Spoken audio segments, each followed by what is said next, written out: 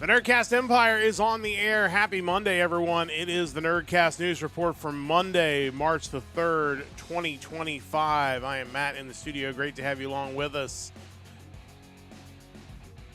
It is a wrestling-heavy episode of the Nerdcast News Report today, as WWE had their Elimination Chamber on Saturday, and it was certainly newsworthy to say the least. We mentioned on Friday when we did our brief preview of the Nerdcast News Report for Monday and the Elimination Chamber over the weekend that Triple H had promised a industry-altering event this weekend, and we were a little concerned that there might be some hyperbole in that, but as it turned out, that was actually pretty accurate.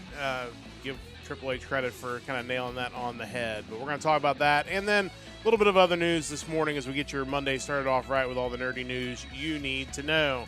And joining me in studio on this Monday morning is Mike. Mike, how's it going? It's going. Man, Monday mornings seem to come earlier than any other morning and any other day of the week. It's truly amazing. But it's the first Monday of March. Pretty excited about that. We are through February, and kind of a big wrestling event. It definitely was kind of industry altering, and it didn't wind up with The Rock putting himself in the Elimination Chamber match and winning the title. So, which was always a possibility. You really didn't know. I thought when you saw that promotional poster for Elimination Chamber and it featured The Rock, Travis Scott, and John Cena, I kind of had a feeling one of those guys would end up winning the Chamber. But I wasn't sure which of the three, despite Cena being the only one scheduled to be in the match. So, kind of a fun show and a lot to talk about from it. Yeah, and it turned out that was actually some foreshadowing as to how the event was going to go, and we're going to get this thing started at the end of the Elimination Chamber because that's really where all the news happened. And it was John Cena, LOL, Cena wins, but certainly in a much different way than that has ever been true, as John Cena outlasted 5 other men to win the Elimination Chamber, earning a right to face Cody Rhodes for the undisputed WWE Championship at WrestleMania. And then, the match was great, and I don't want to overshadow that, and we'll kind of talk a little bit about that once we kind of get through this point, because it was an excellent chamber match that I fear that a lot of people are going to forget because of what happened in the aftermath. But in the aftermath, Cody comes out to congratulate Cena. Of course, The Rock and Travis Scott come out so The Rock can get his answer on whether Cody's going to sell his soul to him. Cody, in no uncertain terms, told him no. And then that was an industry-changing the F-bomb there on WWE programming, certainly a choice there. And Cena acted like he was going to congratulate and did congratulate Cody for standing up to The Rock. And then, of course, his expression changes, as you saw in our thumbnail, where The Rock basically slit his throat and Cena kicked him in the nuts. And then they proceeded to beat him down and bloody him up. And that's pretty much how the show went off the air, was those 3, as it turned out, with Travis Scott just kind of hanging out there, standing over Cody to end the Elimination Chamber. And there's so much to unpack from this. I first off, again, Triple H was right. This was industry altering. I think we were concerned that was going to be hyperbole. It's a lot of the things The Rock has done supposedly tied into this. Whether that's 100% true or not, I don't know. The press conference afterward was certainly interesting. And then you have Cena, who has decided finally, in his final year, with 9 months to go in his career, that he's going to embrace the darkness and basically for his chance to get the 17th title, he's going to do it as dirty as possible to try to get there. Basically foreshadowed by his Royal Rumble post-match press conference where he said, "I deserve it. I'm going to be in the Elimination Chamber." It kind of all laid the groundwork for this, the foundation, if you will. Mike, your overall impressions on kind of the afterbirth, if you will, to borrow a phrase from Jim Cornette, of everything that happened at the Elimination Chamber in the men's match.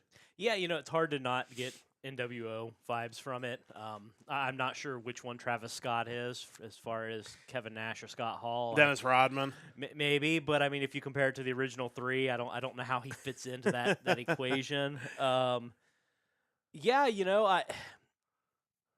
I'm not going to say we didn't suspect this could happen, because when you start talking about who the potential most likely winners could be, the second you say Cena, you're like, well, how does that play into the whole Rock situation? Yeah. The initial reports was that the Rock segment was going to happen in the middle of the show, which I don't think was ever really real, because it doesn't make sense with how the storyline played out. Right. It wouldn't have. It would have been weird to have that whole thing go down, and then you go into the chamber match already knowing what Cody's decision was. I think it would have been strange, but yeah, it's hard to compare it to, even though you're going to the Hogan turn, because we have the power of hindsight, and we see what the NWO has done even to this day as far as merchandise sales, and just it was one of the biggest things in what was, by a lot of people's estimations, the biggest time period of wrestling ever. What does this do? Do they find some way to further monetize it? Do they come up with some new brand identity for these three individuals? I don't know, but I think when you now look at some of those matchups that we're looking forward to for Cena in his final 9 months, it's even more intriguing now when you start looking at it from the angle of him being a heel against a lot of these top stars who were likely heels the first time Cena wrestled them. Well, unfortunately, his first confrontation is probably going to be with R-Truth, who is definitely not doing well with this news. Yeah. It was his childhood hero, and Never meet your heroes, man. it's 100% the case. But even like CM Punk, obviously they had a great interaction in the chamber. There was a lot of respect there. Yeah. Now you have Punk, and as you talk about people who, because I think we both believe that this eventually is going to end in some sort of redemption arc at the end, where he comes back to babyface to finish out his career by the end of the year. And you feel like Punk is one of those people who is kind of the voice of reason, who would be able to kind of steer him back that direction once he presumably fails against Cody, which is kind of what I expect to happen, because that is the ultimate story of pro wrestling, is that when you go to take shortcuts to get what you want, eventually you fail. That's, the good versus evil, everything that goes along with that.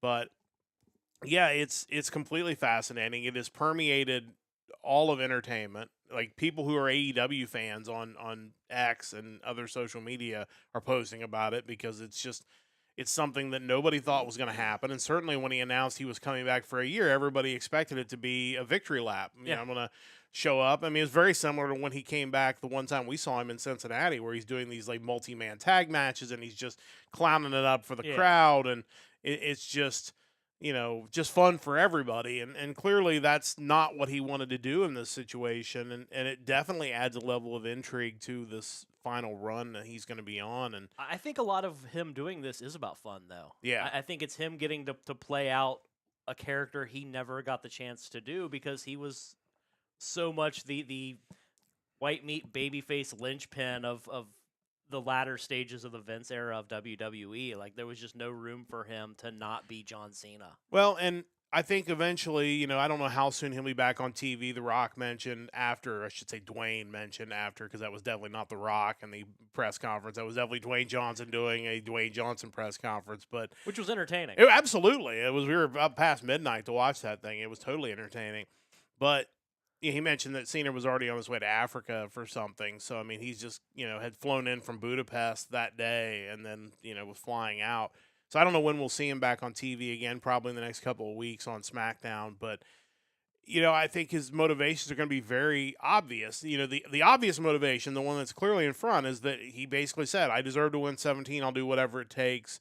This is whatever it takes to him to be able to do that, happy, smiley John Cena can't get there. But the underlying, motivation, I think you mentioned it, but it's also worth mentioning, is that Cody is the white meat baby face that they always wanted John Cena and Roman Reigns to be. Yeah. That was what Vince always wanted, was the next Hulk Hogan, the guy that, supposedly was everybody's hero and everybody loved him. And even Hogan at the end of his WWF run were getting boos because people were just tired of him.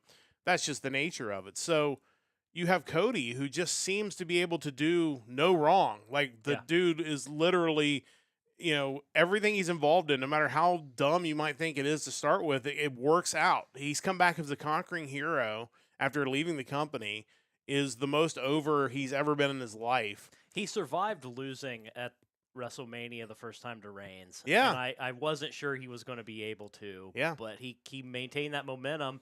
And now a year removed from his title win, he's just as over as ever. And the situation where Cody turned The Rock down is basically him telling WWE, no, I'm not going to do what's best for your company. I'm going to do what's best for me and my fans. That's the anti-Cena. Cena was a company guy. Yeah. I will do whatever I need to do for the company, what's best for business. He even used that quote at the end of the Royal Rumble. So this is also Cena angry, jealous of Cody for being able to do something that he's never been able to do for WWE, which is to tell them no. And that's going to be part of the resentment and part of the motivation for the storyline that, he thinks that, Cody isn't a good company guy. He's not that guy. And Cena's always been that guy. And look what it got him. They've never had to brand Cody as polarizing. Yeah. And I feel like that was a term they threw around for Cena all the time and Reigns because you never felt like their ascension was organic. Yeah. And it's a shame because taking nothing away from either of those guys, there's nothing wrong with them, but you always kind of felt like somewhere in the program it was like, hey, you have to cheer for these guys. These are the guys you have to cheer for. There's no wiggle room there. You're going to love them. We're going to make sure of that. And with Cody, because of the years where it felt like he was relegated to lower mid-card, he had to leave, reinvent a character that they allowed him to keep upon his return. You can't not feel that's organic. And that's the thing, is despite the fact the company has pushed him in the way that they have, obviously, over the last 2 years to get him to that level, it's very much in the front of mind of all wrestling fans, the journey he's had to go on. Like you said, in the mid-card, even though he's got this last name, even though that he was really liked in the company. Like, they liked him, but not as the world champion. They liked him as a mid-card guy or a comedy guy. And then he has to go away and create AEW and do all that, but still had the desire to get back to WWE. So he comes back. And again, Vince was there when he came back. This was right at the end of the Vince era. So even then, he sold Vince on the Cody Rhodes American Nightmare package. For sure. And even then, though, did he really sell Vince on winning the world title? Because I don't think anybody really knows that, because Vince was then shortly gone. And obviously Triple H realized the plan. And they have him lose to Reigns. So even then, like, the fans think they're just not gonna. It was the Kenny Omega effect against Kazuchika Okada in the 2 out of 3 falls, and they're not gonna put this guy over. There's just no way, and that's when you get that moment like you had last year, where it's just once they finally do it, he's our guy now, and seemingly no matter what Cody does, it just doesn't affect the support of the fans. Which again, John Cena as a character would have a big problem with that, and he should. And honestly, the question will be whether anybody else will Reigns join up with these guys, because Reigns also is in that same boat. A guy who, basically eventually had to do his own thing to get over as the tribal chief, but for years was basically shoved down people's throats and people didn't like it. So I mean, that's the next thing. Is Travis Scott the third man, or is Roman Reigns the third man? Like, what do you do with that? Because I know they mentioned in the press conference, The Rock did, that Travis Scott really wants to be involved in the product. And he's been training, supposedly. Yeah. So, but to me, I see him in a WrestleMania match against Bad Bunny. Yeah. Like, to me, that's the match for him. That match would move so many eyeballs. Like, Absolutely. as much as it maybe wouldn't be a masterpiece. Like, maybe they can get Jay Balvin to be involved.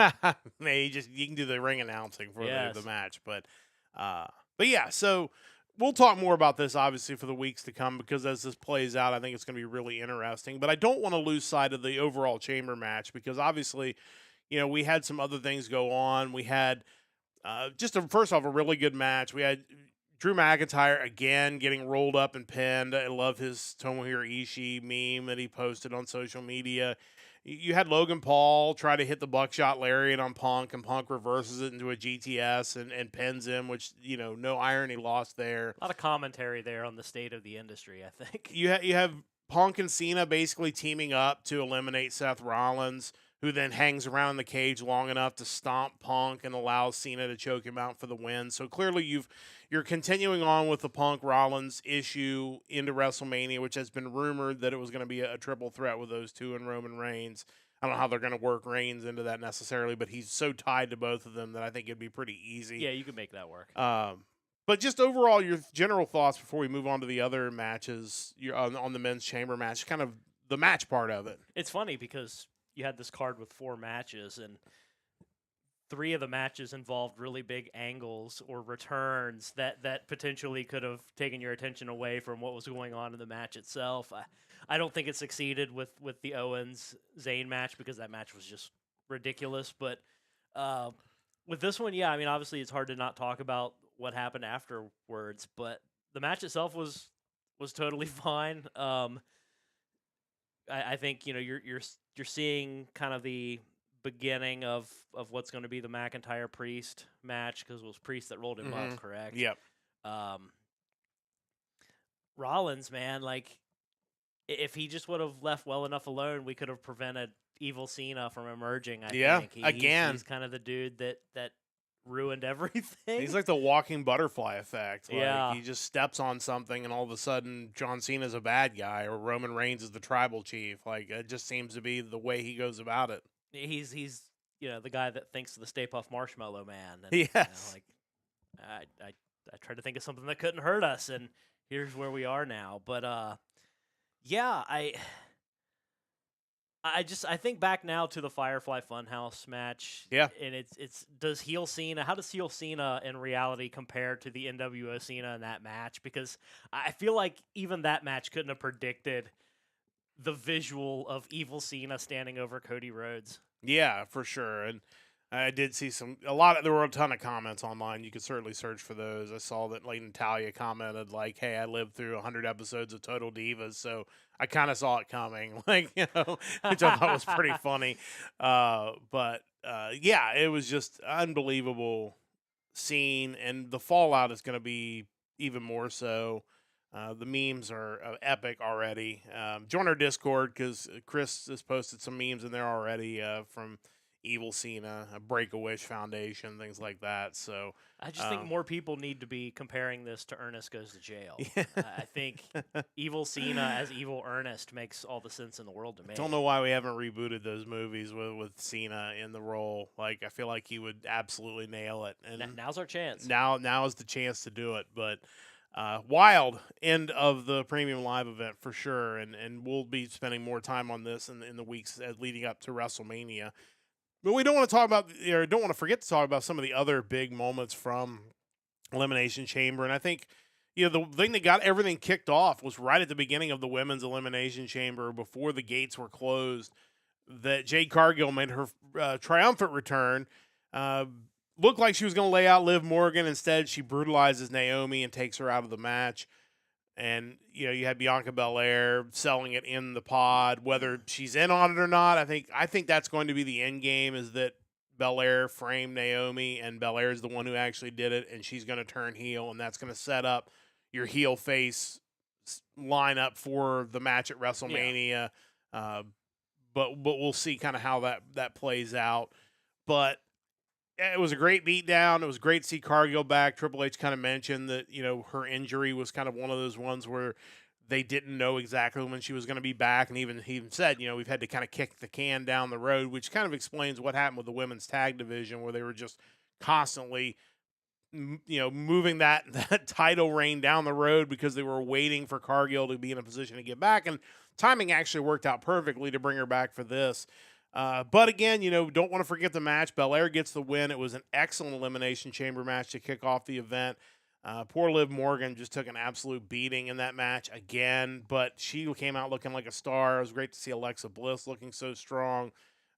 Bayley and Roxanne Perez obviously really good as well. But your overall thoughts on Cargill returning and then Belair getting the win at the end of the match? Yeah, once they moved the tag titles on to Liv and Raquel, you felt, and Naomi and Belair both being in the chamber, you felt like now was the time to move forward with the story, finally. I had a feeling something was going to happen. I wasn't really banking on right at the beginning of the match. I think it worked out pretty well as far as getting Naomi out of the way and kind of creating some sort of adversity for Belair, because the visual, because Bayley exited the match fairly early. Yeah. So you're ultimately left with Belair versus several women who are noticeably smaller than her. It's hard to really rally behind her in that situation. So at least you give her this weird situation where she just saw Naomi get murdered essentially. Like there's emotions at play, and it kind of made it a little easier to want to see her succeed when otherwise she just looks like she's bullying a couple little girls. But Liv Morgan has been outstanding for like a year now, and if you would have told me that was going to happen in like the Riot Squad days, that she was, if you told me that only one of those three was going to be active with the company and in ring capacity in 2025, I probably would have picked her, but not because she ended up becoming such a great character and wrestler, but she's one of the best in the division right now. Yeah. And really impressed with her. You can tell every time Roxanne Perez is in the ring that they have really, really high, lofty ambitions for her, which is awesome as well. I really kind of thought Bayley might eliminate her to kind of get that win back, but that didn't happen. Yeah. I'm kind of curious how they play out the rest of that feud. But yeah, I think, much like you, I think we need to steer the story into a Belair heel turn just to kind of make the Belair Rhea Ripley match feel a little more appetizing. Yeah, and I still wonder, just because of a lot of reasons, whether this doesn't end up as a triple threat with Io Sky. Like, we're going to get some nonsense at the end of that title match on Raw tonight, and they're going to end up putting Io Sky in that match as I can well. see that. The other option is you have Io Sky win tonight on Raw, and, then you just have, her give a rematch to Ripley because she's a babyface, and that's the thing you do. And you basically have her insert Ripley in the match, and then, you can go any number of different ways with the three of them. Sure. Because that could also facilitate the Belair heel turn, because it's like, why did you agree to add a third person to our match? Like, so it'll be interesting to see how that shakes out. We'll see. That's coming up tonight on Raw on Netflix. But yeah, I think a Belair heel turn would be good for her. It kind of aligns her with the Street Profits as far as their new attitude. And I think it makes gives her character another layer. You see what it's done for Liv Morgan, and her character. I think it would really help, just add another layer to that character. But great match. It was a great way to kick off the event. Let's get on to the unsanctioned match. Obviously, you had the women's tag match in between. It was really just a match to allow Trish Stratus to get to wrestle at home. It was perfectly fine. Yeah. Nothing wrong with it. It was basically your average television match. With Stratton and Stratus winning, which, again, perfectly fine. Not really anything worth a lengthy discussion on. It was kind of a breather in this card. They allowed us to get to Zayn and Owens, and again, these guys really could continue to do this forever. If they wrestled like once a month, I'd probably get excited about it. It was brutal. It wasn't bloody. Evidently, pretty clearly, they were saving that spot for Cody at the end of the event, which was kind of a bummer, because not that I'm a big blood proponent, but these guys hate each other. I mean, Owens is stalking Zayn outside his house. Like, it could have probably used it if you're going to have it, but that's neither here nor there. It really didn't take away from the match. It was great. It was brutal. Owens ends up getting the win finally, and just as he's going to finish Sami Zayn off, Randy Orton's music hits, and Orton comes back and is all set to punt Owens when the agents come running in and grab him and allow Owens to slide out. So clearly we're teasing that for WrestleMania. Thoughts on the match? Thoughts on Orton coming back? Because overall I thought the whole thing I was hoping Zayn would win, but I understand, especially with Orton coming back, why they had Owens win. Yeah, I think the match pretty much played out the way I thought it would. I'm a little concerned about Randy Orton's inability to show up on time for these big events. You think back to the War Games match in 2023 when he showed up right at the end, which really kind of made the CM Punk return more strange at the end of that event, because it's like, if you were going to do that, why didn't you have Orton just show up scheduled for the match? Right. Like they advertised he was part of the team. Like, why did he wait till the last minute to show up? But yeah, I had a feeling this was going to be kind of the return of Orton and then build for their match at WrestleMania, presumably. And I think we're not done, obviously, with Owens and Zayn. I think maybe that's another reason why you kind of not go all in on the blood, because there's probably going to be something even more ridiculous in the future. I've been saying for a while now that I think these guys need to headline a WrestleMania as opponents. We'll see how that plays out, but I think first off, Sami Zayn deserves a title reign, and those two guys have been so crucial to your company. I think in a time when kind of in the late teens when it was more fashionable to not stick around and maybe head to AEW, and before we kind of knew what that was going to look like, you were able to keep these guys around, and I think you kind of have to reward that eventually. Yeah, for sure. And what a thought that just crossed my mind that I don't know if they would run with, but if you want to have a scenario where Owens ends up as your heel champion at the end of the year, maybe you have him be the one that turns on Cena and joins up with The Rock, and basically, because he's crazy, like he can justify it in his head that I should be the guy, like you're going away, like, and then you basically have The Rock endorsing Owens, and then Zayn ends up winning the Rumble or whatever, and you could do that for next year. But love watching these guys go. They're two of the all-time best.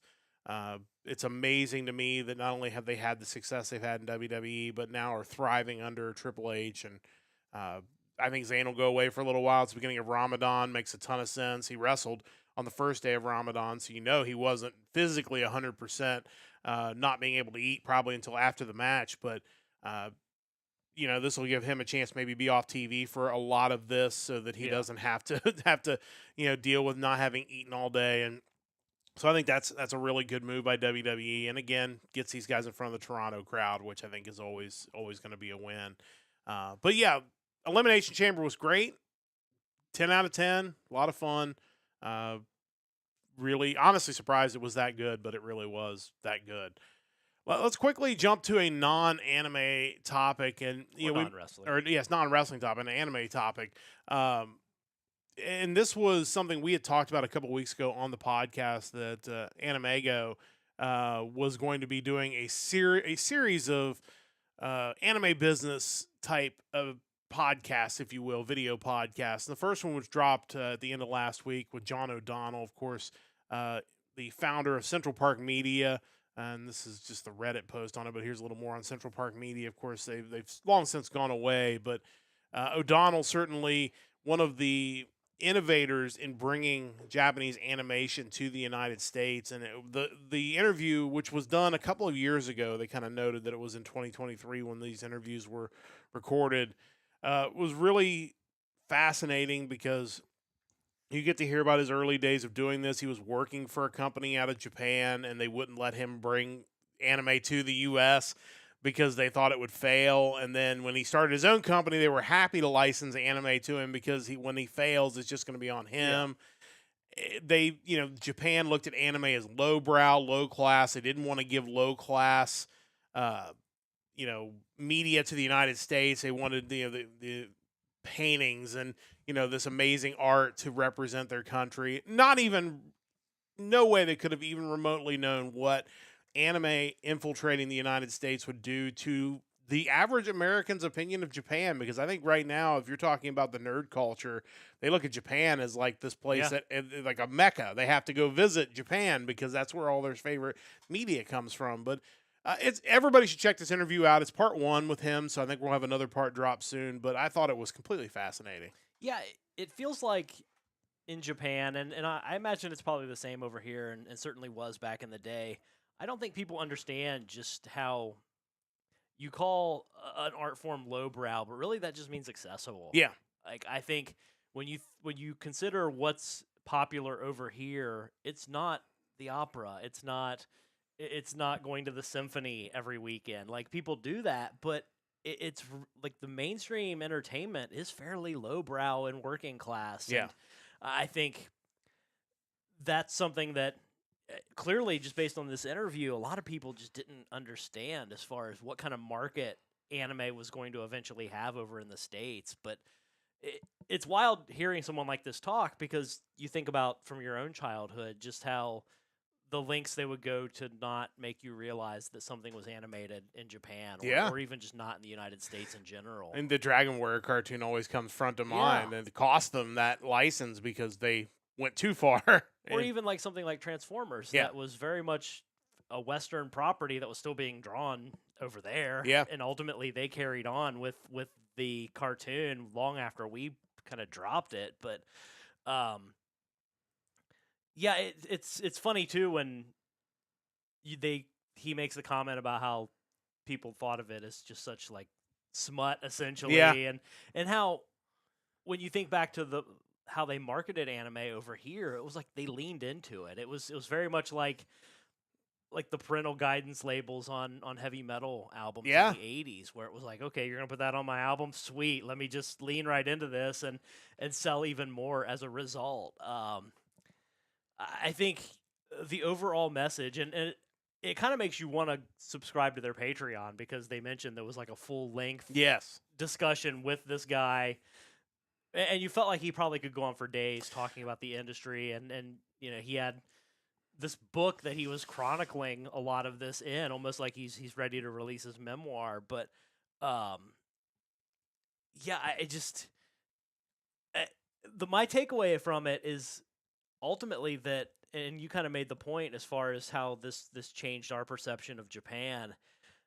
I think people need to realize that's what's appealing about anime. Yeah. Is that it isn't something we create. It's something created by another culture for another culture, and in that resonates elsewhere. Yeah. It's I don't need my anime to feel American. That's the last thing I'm looking for. I think creators and companies over here, especially, you need to kind of keep that in mind, that it's not about taking what they're creating and making it more like something we would create. It's how do you make it so I can understand it, so I can better appreciate what another culture's creating for themselves that I enjoy. Yeah, for sure. And like you said, everybody should go check that out if you're an anime fan, though there's going to be more episodes drop. I think it's going to be really fascinating to kind of go through all this. And some of these are things we've heard at conventions before, but I think having it all in one location really makes it an easy watch. And Well, I think sometimes some of these people have been maybe forgotten by like the convention community, where you don't bring in heavy hitters from the 80s anymore to talk shop. It's kind of like the lost era. and some of them probably don't travel as much anymore. Yeah. They're getting up there in age. I mean, I don't O'Donnell. I'm not sure what his age is, but he's been around for a while, and this is a great way to kind of get to them without having to make them travel all over the country to do that. But really fascinating stuff. Central Park Media will always hold a place in my heart, because Slayer is one of my all-time favorite anime. Central Park Media, and they did an amazing job. Even that dub still really, outside of the first 13 episodes, that dub really holds up even to this day. So yeah, we'll definitely let you know when the next episode drops, and we'll talk about kind of our thoughts on it right here on the podcast. Are you ready to wrap this thing up with the Empire Express? Let's do it. Let's get this thing wrapped up. The Pokemon TCG trading card game Pocket has officially surpassed 100 million downloads within just 5 months of its debut. Does that surprise you? And is it still a fair measure on how popular Pokemon still is in 2025? It's not surprising at all, and it's totally a fair measure of how popular Pokemon still is in 2025. The physical trading card game has enjoyed periods of crazy success over its years, and it only makes sense that a digital version on mobile phones, where you can periodically open packs for free and not have to battle scalpers and resellers, that's obviously going to be popular. Visual Art / Key's upcoming anime Summer Pockets, based on the visual novel, will debut on April 7th in Japan. Are you interested in this one? Yeah, unfortunately. I love Key's animation. If you've never watched one of their shows, they're usually hilarious and well-drawn and usually soul-crushing at some point. This is based on a game. They're bringing in Konami Suzuki to do the music for it, who did the music for the game, so I have a feeling the opens and ends are going to be really excellent. Yeah, I'm definitely going to watch it until it breaks me, probably.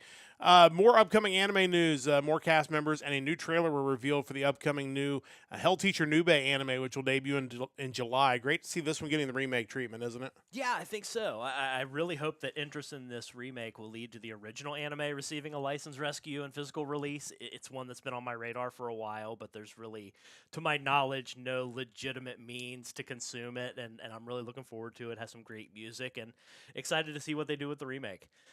Thanks to an expanded deal between TKO and Western Australia, both the WWE and the UFC are expected to return to Perth. Early reports said by 2026, but at Elimination Chamber, the company said sometime in 2025. Makes sense from both sides, right? Yeah, especially for Western Australia. It's an area of Australia that doesn't get a lot of big events because it's so far removed from the rest of the population center on the east side of the country. So it makes sense for them to continue to try to spend money to bring tourists to Western Australia. And again, TKO is just printing money at this point with WWE and UFC and I guess bull riding as well. So, yeah, totally makes sense for them to go back to Perth. Finally, it appears Major League Baseball will be partnering with another major anime franchise soon. Both the main MLB account, X account, and its MLB Japan account tease an announcement soon of a partnership with Demon Slayer. Are you surprised? After the Boston Red Sox announced their One Piece theme day, I guess I can't officially be surprised at any subsequent announcements. I hope this one extends to all franchises and ballparks, including custom jerseys and hats like the One Piece Day. I could definitely see picking up a Cincinnati Reds Demon Slayer jersey. It's never not a sentence I would have ever thought would have existed, but clearly there's a push right now to get the anime crowd involved in sporting events, as with like the Pokemon Go, and we had the Holo Live last year with the Dodgers, so why not? I think it could be a lot of fun. So we'll see when that news is supposed to come out, I think, on the 6th. So maybe we'll have that news later in the week. That's going to wrap things up for this edition of the Nerdcast News Report. Great to have you along with us once again for another episode on this Monday. A lot of great stuff this week ahead of us. We've got another Nerdcast News Report coming up on Wednesday where we will update you on everything that happens in the early part of the week.